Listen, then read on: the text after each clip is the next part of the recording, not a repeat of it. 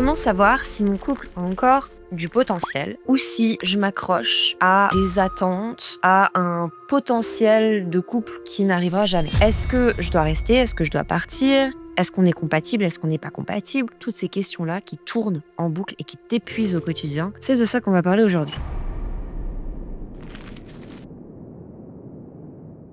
Si t'es en plein doute en ce moment, déjà, je veux que tu te saches une chose, c'est que t'es pas en train de trop réfléchir, t'es juste en train d'arriver à un moment dans ton couple où il y a certainement un rééquilibrage à faire. Il y a une part de toi qui dit je peux pas partir parce qu'il y a les enfants, parce que tu veux pas leur faire vivre une séparation, parce que tu veux pas tout casser, la famille, la maison, les beaux-parents, les amitiés, les Noëls, ça serait un cataclysme. Faire taire la part de toi qui voudrait partir en disant que de toute façon, si on était il y a encore quelques générations, c'était même pas une question, on était ensemble, point barre, le couple allait pas, on travaillait dessus, et que si mes grands-parents y sont arrivés, moi aussi je peux y arriver. Mais ça ouvre beaucoup de doutes quand tu essaies de forcer une part de toi qui est là, qui est eh oh ça va pas, faudrait qu'on parte, je me sens pas bien, ça va plus, ça me fait souffrir, et que tu veux la faire taire parce que ça serait un cataclysme, parce que je veux pas faire vivre ça aux enfants. Au lieu d'essayer de la faire taire coûte que coûte, on va aujourd'hui la questionner, cette part-là qui est blessée chez toi. Parce que aujourd'hui, ça sert à rien que je m'adresse à la part de toi qui aime, la part de toi qui est patiente,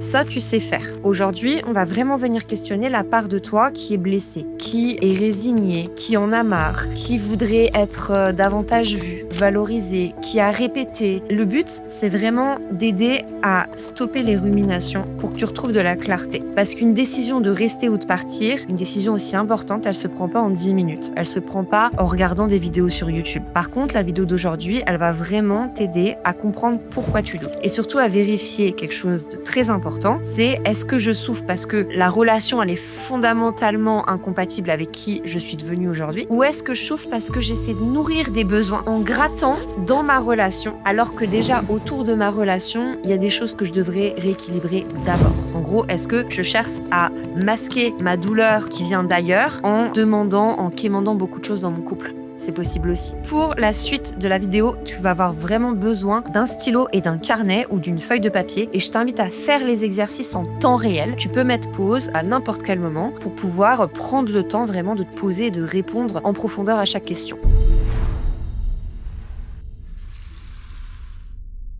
Premier axe, on va prendre la température autour du couple, dans les autres axes que le couple dans ta vie. J'avais une coachée, tu vois, la semaine dernière, elle était complètement perdue, pareil, elle savait pas, elle hésitait, est-ce que je dois rester, est-ce que je dois partir? Elle me disait Margot, des conversations, on en a eu des centaines, des prises de conscience, soi-disant, il en a eu plein. Et pourtant, je me sens toujours pas considérée, je me sens à bout, j'ai l'impression de tout porter. Et elle se met à pleurer. Donc je la laisse déjà décharger, parce que ça c'est bien, il faut que ça sorte. Et je lui demande, qu'est-ce qui se cache derrière ça? Quelle est la sensation la plus présente dans ton quotidien? Elle me dit, je crois que c'est vraiment la solitude. Je me sens seule en fait. Je me sens pas reconnue et je sens que je suis la dernière roue du carrosse et là je sature. Et je lui pose une deuxième question. Pareil, tu peux mettre pause et te la poser. Est-ce que ce sentiment de non-reconnaissance, de solitude, est-ce que tu le ressens uniquement dans ton couple ou est-ce que tu le ressens aussi dans d'autres sphères de ta vie? La sphère professionnelle, par exemple, la sphère amicale, la sphère familiale, la sphère perso. Je me sens pas reconnue, moi, personnellement. Et là, je vois un déclic dans ses yeux. Je me suis jamais posé la question, mais c'est vrai que dans mon travail, je me sens pas du tout reconnue. Je me sens même invisible aux yeux de mes collègues. Dans ma famille, j'ai l'impression qu'on m'écoute jamais. Je me sens très seule. Dans mes amitiés, j'ai très peu d'amis et j'ai pas l'impression d'avoir vraiment une affinité profonde avec eux. Il faut d'abord vérifier si la souffrance, elle est inhérente uniquement au couple ou si elle est interconnectée avec d'autres sphères de ta vie. Et très souvent, quand notre gâteau il est pas bien cuit, qui s'effondre un petit peu doucement, on a tendance à accuser la cerise d'être trop lourde, alors qu'il suffirait déjà de revoir les ingrédients, les quantités, la cuisson de notre gâteau. Et évidemment, je parle pas de pâtisserie ici. Donc demande-toi, est-ce que mes besoins de reconnaissance, de soutien, d'être vu, d'être considéré, là si je prends l'exemple de ma coachée, sont inhérentes uniquement au couple ou est-ce que je les ressens aussi ailleurs? Cette carence dans ces besoins-là, est-ce que je la ressens aussi dans d'autres sphères de ma vie? Est-ce que je me sens aussi seule et pas reconnue dans d'autres domaines? Si oui, lesquels? Parce que si ton gâteau il est fragile, comment veux-tu que la cerise tienne dessus? Et je vais même aller plus loin, comment veux-tu que la cerise ait même envie de tenir dessus? Au bout d'un moment, jouer à l'équilibriste sur le gâteau, c'est fatigant. Deuxième axe, on va séparer et différencier les attentes et les besoins fondamentaux. Donc maintenant, tu peux noter toutes les attentes que tu as dans ton couple. Même celles que tu n'oses pas dire à haute voix, tu les notes toutes. Tout ce que tu attends dans ton couple. Presse pause. Maintenant que tu as noté toutes les attentes, lesquelles sont directement liées à ton langage de l'amour, c'est-à-dire à ta façon de montrer de l'amour à ton partenaire. Donc les langages de l'amour, je les répète, il y a les paroles valorisantes, les cadeaux, proposer et planifier des moments de qualité, rendre des services, et puis le toucher, être tactile, câlin au quotidien. Donc par exemple, si toi, ton langage naturel, c'est plutôt les cadeaux, et que du coup, dans tes attentes, il y a écrit « J'attends qu'ils me surprennent par des petits cadeaux, des petites surprises, qu'ils m'offrent des fleurs. » Note-les. Maintenant, lesquelles de ces attentes ne sont pas compatibles avec le langage naturel de mon partenaire. Par exemple, si toi, c'est les cadeaux, mais que lui, il n'est pas du tout cadeau, tu le connais bien maintenant, il est plutôt dans le toucher. Tu vois, faire des câlins, te toucher au quotidien. Et ben ça, tu vas les entourer en rouge, les surligner, tout ce que tu veux. C'est des attentes qui sont incohérentes. Ça veut pas dire que tu dois te résigner à ne jamais avoir de cadeau de sa part. Ça veut juste dire qu'il faut pas attendre cette attente-là, il faut pas attendre cette preuve-là pour venir nourrir et combler